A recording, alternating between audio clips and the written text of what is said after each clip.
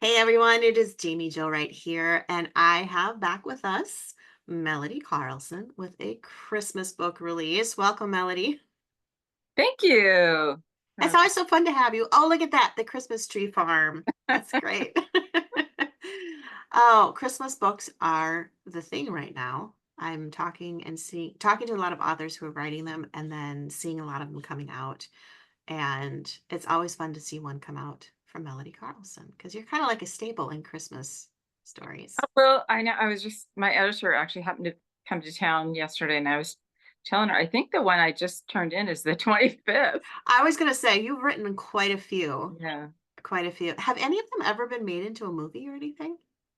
Well, it's funny because we kind of tried to get our foot into the Hallmark door with the Christmas books, but by the Yeah. time we got taken seriously, they were like, well, we've got a whole, like a six Mm, foot high stack of Christmas books. hmm. Which I mean, I like, why didn't we do this sooner? But then, so the first Hallmark one I got was a summer book because they said, Okay. do you have summer stuff? But I have one right now that I'm adapting that I already adapted. I'm Okay. readapting a long story, but it was Hmm. for last year's book. Okay. So it may end up being the first one. And that Okay. was a Royal Christmas. Okay. All right. Because it just seems weird that you would have all these Christmas stories and there wouldn't be one yet. That would be a Hallmark movie since you have some. I know. I get so many readers going, this is like a Hallmark movie. Why are they not Hallmark movies? Yeah. Oh, that's great. Well, the Christmas tree farm, what is it about? Tell us. I love the cover because it's got a Jeep and a Christmas tree and snow and lights. It's great. Yeah. I had some input on the cover, which was fun because Awesome. I can't remember. They had a Volkswagen at first. And I said, no, she drives a Jeep. Because at the time, I was driving a Jeep. I drove a Jeep for years, Okay. but I Hmm. switched it over to help my husband. But anyway, my mother I grew up in the valley. We live in the mountains, Okay. and that's 2 hours away. And in that stretch of road, which is like one of the most beautiful roads, I have to say, in the Hmm. United States, is Yeah. the Mackenzie River. It's just gorgeous, mountains and trees and river. Hmm. Well, it burnt in 2020. I mean, it dramatically burnt. Oregon had terrible, terrible wildfires in 2020. I did not realize that. Yeah, three of them simultaneously going. The wind was blowing the opposite direction than it usually does. Just Yeah. thousands of homes, lots of land, lots of trees, just a mess. So I was driving that drive a lot to kind of take care of my elderly mother and Hmm. whatnot. And it was just heartbreaking. And a lot of times I'd get stopped on the road, watching them just fall the dead trees and looking at, where you could see the river where you couldn't before. But my Mm. heart went out to the people who'd lost homes and businesses along that beautiful stretch. And somewhere along that, I started hatching this idea of, I think I saw a partially burnt Christmas tree farm. I don't remember Oh, okay. exactly. And Yeah. yeah, what if, and so then I thought, well, what if she just had, part of the farm had burned and her neighbors were totally burned and she'd been out of the country at the time and her sister was trying to, so it's just this whole Hmm. story started Hmm. percolating, and that's the inspiration behind it. I love it. I love it. Well, first of all, I've been probably on that stretch of road that you're talking about, and I'm pretty sure I know because I've been to the Mackenzie River. Yeah. My husband's fly fished it. I've hiked all along it and all that. So that whole area I did not realize that it had been so decimated by wildfires. Yeah. I mean, it's coming back because that was Okay. 2020, Hmm. but those trees are gone. I mean, Yeah. the one fun thing is you can really see the river now from the Okay. highway when you're driving, which Hmm. is such a gorgeous river. Hmm. But the homes that were destroyed have been replaced with brand new houses, Yeah. brand new, expensive, beautiful Yeah. houses. The original owners, I think, had to just go elsewhere because Mm. most of them didn't have insurance because they were older homes, Oh, owned, free and clear, and they just yeah. sold their property and moved Yeah. on. Oh. Yeah, Wow, that's so tragic. So you included some of that element then in this story, correct? So, I okay. did. It's a big part of the story, but not Yeah. not the whole story. But it's kind of about renovating and redeeming not just land and Hmm. farms but also relationships, because Okay. this family has a lot of broken relationships that Okay. are all over the place. Yeah. Yeah. Yeah. So tell us a little bit about the hero and the heroine and what they're going through. I mean, obviously, she's got a Christmas tree farm that's half decimated by wildfire, so that's obviously a big hurdle. Yeah, well, while she's been teaching, like, Mongolia, I think it was, it's Okay. hard to remember, Yeah. teaching English there for, I think, about 5 years, and her dreams kinda got crushed over there. Her dreams had been crushed before, few things, Hmm. but her baby sister, who's quite a bit younger, kinda took over managing the farm because the grandparents had died, the father had died, the mother's off, divorced, living another Hmm. life. And so Madison goes back. She's our heroine, Hmm. and she's heard about the wildfires, but she hasn't seen it. And so she's just kind of, that's a Okay. hard. Yeah. And Addie, the younger sister, kind of hates the Christmas tree farm and has no interest in agriculture and no, Hmm. and and so she's kind of been letting it go. And the next door to Madison was, they're good friends, and this is where they spent all of their summers and all of their holidays, because the grandparents helped after her parents divorced. Okay. And the neighbor Gavin was like her boyfriend through her kind of teen years, Hmm. but he mysteriously got married very young and kind of broke her heart. And Mm. it's his property, his family's property. Okay. It's burnt to the ground. And Okay. he's there now living in a camper with his teenage daughter, or almost teenage daughter, and she loves dirt bikes. And so he's developing into this really loud, noisy, dirty Uh-oh. dirt bike park. And Madison doesn't really know who it is that's doing this, but it just seems terrible, to her. Right. Of course, their paths must cross. And Hmm. yeah. And there lies all the tension. I mean, dirt bikes and Christmas tree farms don't typically go hand in hand very Yeah, well. I mean, dirt bikes are kind of noisy, and Yeah, just a uh, little bit. My son has told me he wants a dirt bike, and I've said, but I like my woods the way they are. yeah, and I understand it's a popular thing, It and is. It yeah, is. Yeah. So to write that, did you go dirt bike riding? Did you try it out? I have, but it's been a Okay. while. Yeah, Okay. I had one for a while. I don't know if you'd call it a dirt bike. It was a Yeah. off-road, whatever. But Yeah. we had a neighbor that would kind of ride with us in our woods because we lived by the woods. And Okay. he watched me enough times. He goes, "You're going to kill yourself," as I did things you shouldn't do, and it's like I Yeah. undo them. And so I Yeah. went from that to like a four-wheeler, and yeah. Okay. All right. So are you kind of like a daredevil at heart and we just don't know it because you hide behind Well, Christmas stories? my goodness, I really, really was before I had children. And I had Okay. children quite a long time ago. Yeah. But I was the girl who jumped off of bridges, Oh my goodness. who, yes, actually swam with crocodiles when I lived in Papua New Guinea, traveled around the world when I was only 19. Yeah, Okay.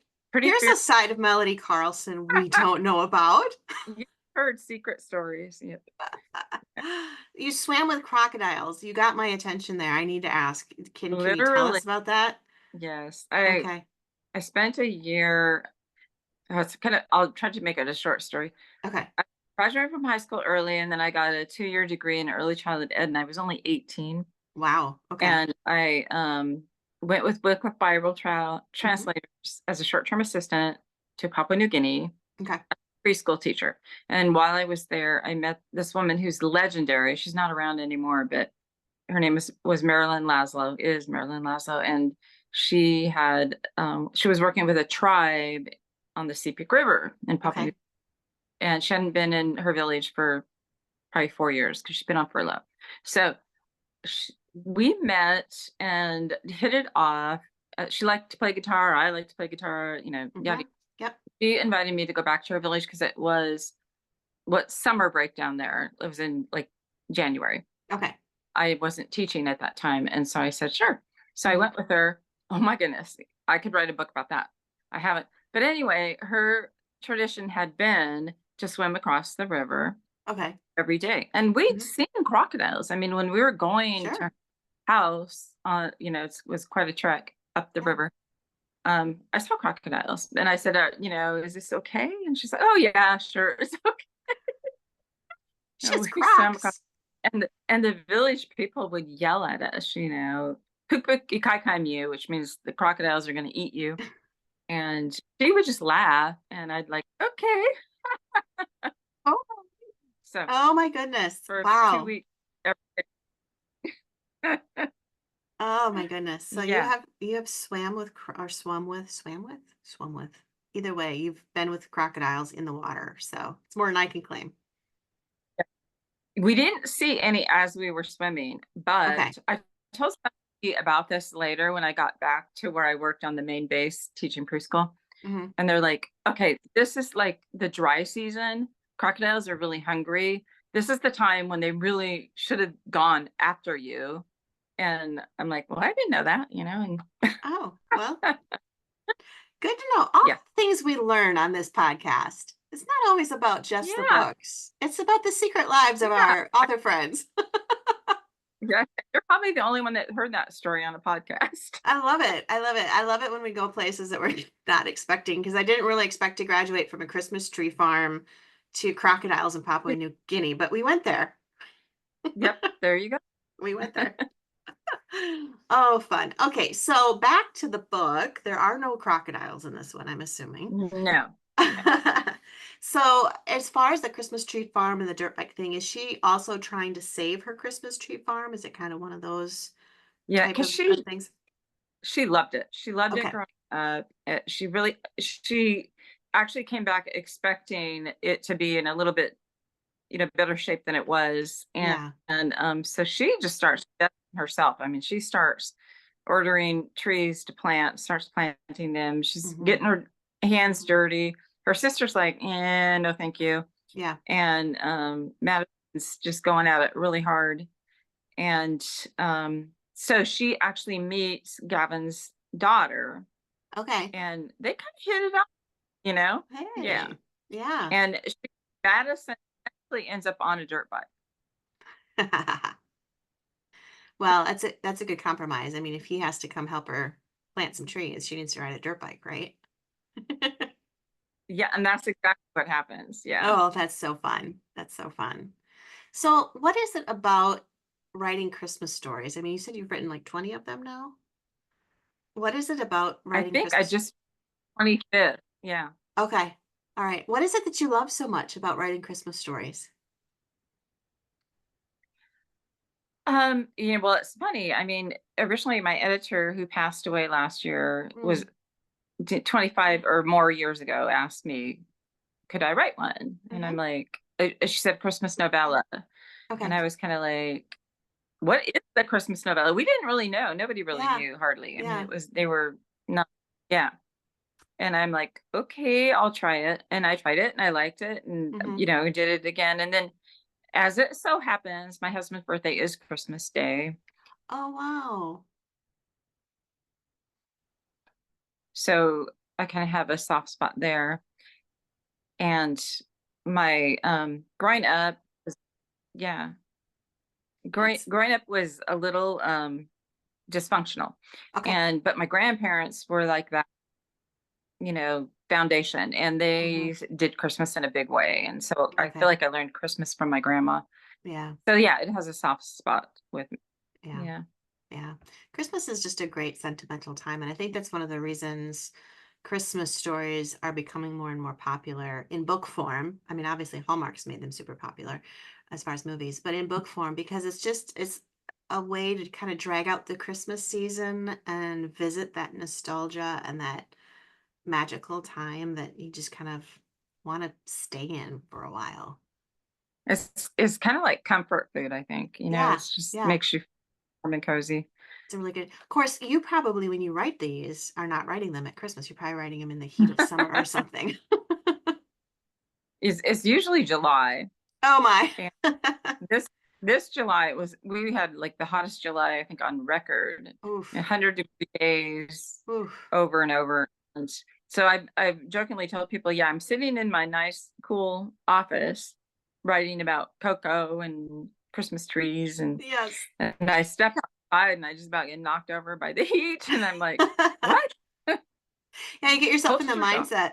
Get yourself in the mindset so much with the knit caps and scarves and, wool pea coats, and then you go outside Yeah. and you're like, oh, I'm melting. I know. Oh, I don't know what would happen if I switched it around and tried to write a Christmas book in the winter time, because it's probably comforting to me to be writing about those cold things when it probably. is hot. Probably. And It's like a then in the mental air wintertime, I conditioning. write my summer. Yeah. I Oh my goodness, that's so much fun. Well, the tagline on this book is Christmas is the perfect time for old memories, new beginnings, and second chances. And when I read that, I was like, that is really the epitome of what we love about Christmas right there in one sentence. yeah, I think so. I think it's really cool. It's really cool. Yeah. So, well, the book is out now, correct? Yes. All right. Yes. And readers can pick that up It's pretty much anywhere. I think so. If you don't see it, ask for it, Yeah. because that helps the book and helps me. Yeah. Mhm, mhm. Yeah, and I don't think people realize a lot of bookstores like it when people ask them to order a book because it tells them there's a demand for that type of book. Otherwise, they don't know it and they'll never stock it. So ask ask away. Exactly. Yeah. Yeah.